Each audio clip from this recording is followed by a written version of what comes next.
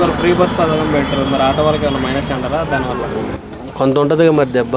మరి మనకేం చేస్తున్నాడో తెలియదు. మరి ఫ్రీ బస్సులు పెడితే మరి మనకు కొద్దిగా ఆల్రెడీ తక్కువలో ఉంది ఈ ఫీల్డ్. ఇంక ఇది కూడా పెడితే ఇంకొద్దిగా తగ్గిపోద్ది. మరి ఏం చేస్తాం, వాళ్ళ ఇష్టం, రాజకీయ నాయకులు ఇష్టం. 3 బండ్లు ఇస్తున్నాడా? ఫ్రీగా ఇస్తా ఉన్నారు సంవత్సరానికి మహిళలకి.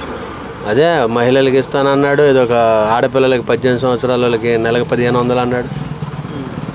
మరి పవన్ కళ్యాణ్ అదే జగన్మోహన్ రెడ్డి ఏమో ఒక ఆడపిల్లకి 15,000 ఇస్తే శ్రీలంక అయింది అన్నాడు కదా. మరి ఇప్పుడు ఆయన ఎంతమంది ఉంటే అంతమందికి ఇస్తాను అంటున్నాడు. మరి ఇస్తే మంచిదే, అప్పుడు మరి అమెరికా అయిపోద్దిగా ఇస్తే. వాళ్ళు మాట్లాడిన మాటలే మనం మాట్లాడుతున్నాం అంతే. మన మంచిదేగా చేస్తే మనకి చేస్తే మంచిదే. కానీ ఆయన చెప్పిన హామీలన్నీ చేస్తే ఆయనకే ఉంటారు ఇక మళ్ళీ కంటిన్యూషన్. 3 ముక్కలు ఆట ఆడాడు రాష్ట్రంతో జగన్మోహన్ రెడ్డి, క్యాపిటల్ లేకుండా చేసాడు అని చెప్పి కూడా అంటున్నారు. ఇస్తే బాధలు. మరి మొన్న అవకాశం వచ్చిందంట కదా మోదీని అడిగేది, బచ్చా హోదా అడగటానికి కూడా మరి అవకాశం ఏది వచ్చింది కదా. మరి అడిగి తీసుకుంటే పోయేది కదా, ఇంకా ఛాన్స్ రాదు కదా. మరి ఎందుకు తీసుకోలేదు మరి ఆయన చంద్రబాబు నాయుడు?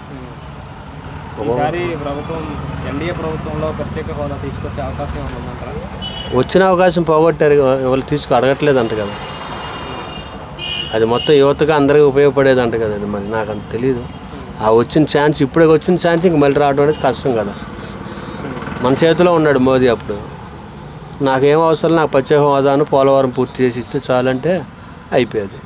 అవతల కాంగ్రెస్ వాళ్ళు చేస్తానన్నారండి, నీకు ఏది కావాలంటే అది చేస్తానని కూడా చెప్పారండి. పోలవరం పూర్తి చేస్తాను, ప్రత్యేక హోదా ఇస్తాను, నీకు ఇంకేం కావాలంటే అది చేస్తానన్నా కానీ అటు లేకుండా మరి ఇటు వీళ్ళంతా ఒకటి అయిపోయారు కదా.